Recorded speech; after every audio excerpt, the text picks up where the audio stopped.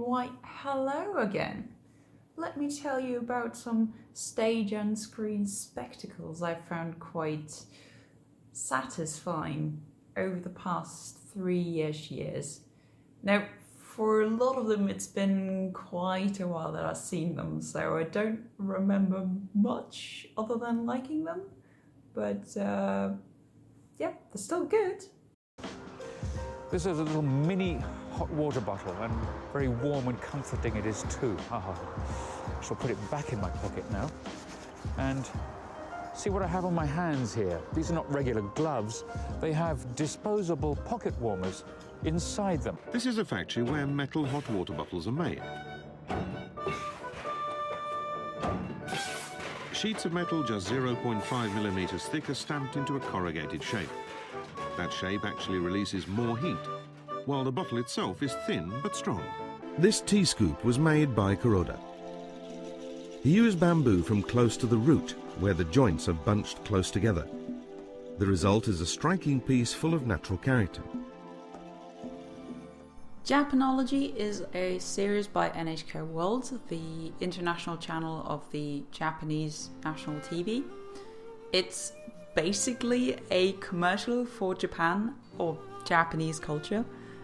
Each episode has a theme about aspects of Japanese life, many of them quite specific, like hot water bottles, bamboo, or marriage. And then they'll usually go into how this thing or custom has played a role in Japanese history, how it's used today, and they usually have at least one guest on who's a professional or enthusiast working with it, quite often also introducing innovative or unusual applications. It is sickeningly sweet and positive, and sometimes that's all I want. Like the episode about sweet shops has no mention of sweets being unhealthy and instead explains how buying candy can teach kids how to calculate. And I just love the guests they have on, just being enthusiastic about their hobbies and professions.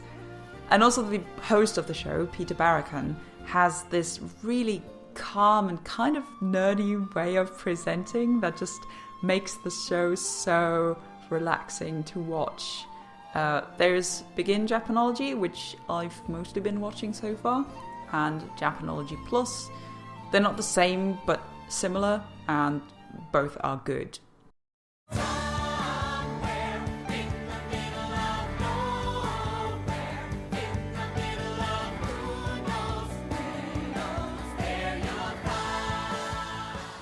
Come From Away. I've already mentioned this in the music favourites, but I was also fortunate enough to see the musical Come From Away live in London at the beginning of last year.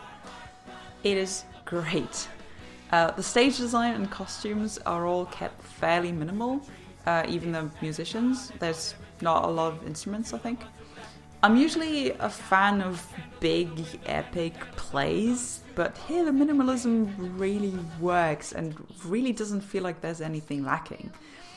The music is great, as discussed previously, but there's so much more in between the songs that I'm so happy I got to experience.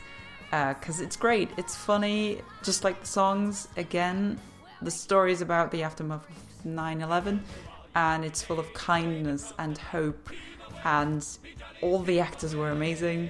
I'll also link a more in-depth review below. They're currently live in 4 different countries, so if you get a chance to see it, I'd highly recommend you take it. And if not, let's all cross our fingers they'll release a recording one day, because I sure would like one. Why do you want to be a lobby boy? Who wouldn't? At the Grand Budapest, sir. And so my life began.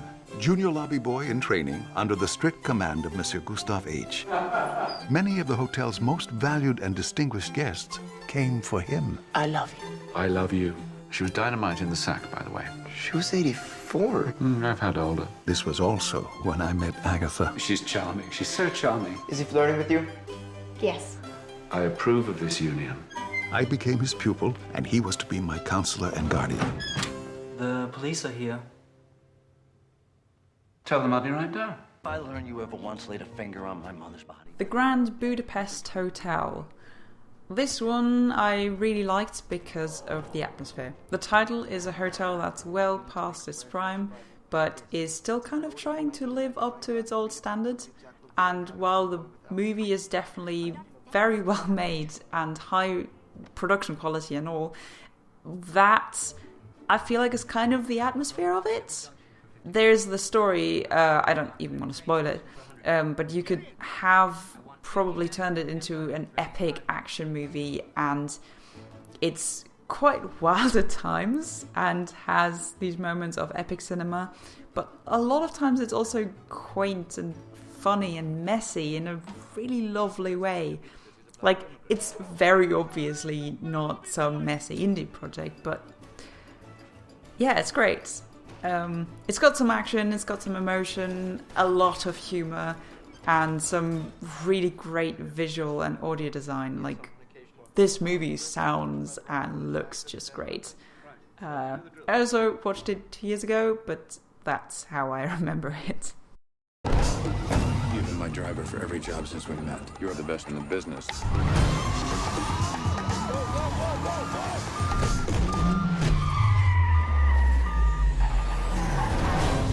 I'm gonna need you behind the wheel again. One more job and I'm done. One more job, and we're straight. Hey, baby. Why is he listening to music all the time? He had an accident when he was a kid. He's got mental problems? I'm the one got the mental problems in the crew. Position taken. What is your name? Baby. Your name's Baby. B-A-B-Y, baby. In this business, the moment you catch feelings is the moment you catch a bullet. Baby Driver is very similar in a way. There's more emotion, definitely more action, but the same, if not a higher level of just, this is beautiful. The editing is just perfectly choreographed for the music, and the music itself is awesome in my books, which is great because it's a huge part of the story about a young man, Baby, who's had a rough childhood and uses music to get away from that, and he's indebted to a criminal who basically forces him to be a getaway driver. So it's a movie about music, cars, explosion, and a manic pixie dream girl couple romance story, and a lovely relationship between Baby and his foster father. Again, I watched this 2 years ago. This is what I remember. Huge IQ, great performance in the Marines, but you gave up. Drugs, petty crime, never had a job. Who are you? Your father saved my life. Dean says you're a fair guy. Boys, I've had a rather emotional day, so whatever your beef with Eggsy is, and I'm sure it's well-founded, I'd appreciate it if you could just leave us in peace. You should get out of the way, Granddaddy. You'll get hurt. Manners maketh man. Do you know what that means? Then let me teach you a lesson. Are we going to stand around here all day, or are we going to fight?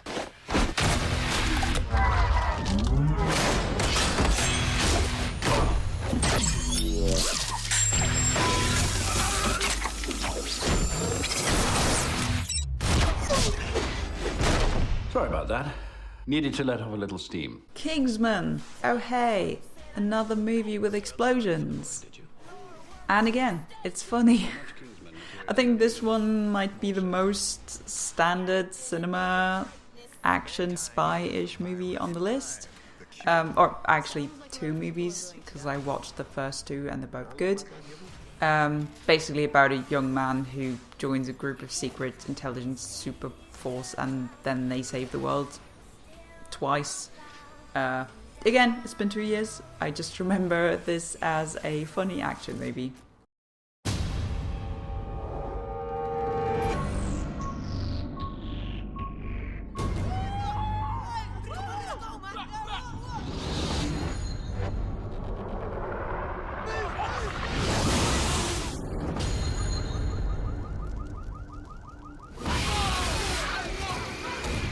What is that, cuz? That's an alien. Damn, bruv, believe it. When I landed in the wrong place, though, you get me? The wrong place. Well, lads, he discovered a species hitherto unknown to science. He kicked his head in. Yo, check it. More. More what? Them things. Lovely fireworks. Nah, mate, it's alien invasion.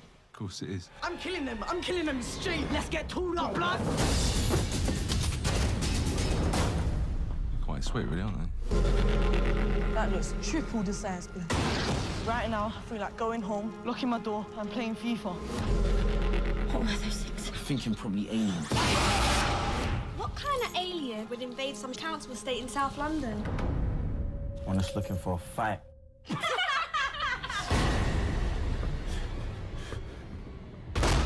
What is that?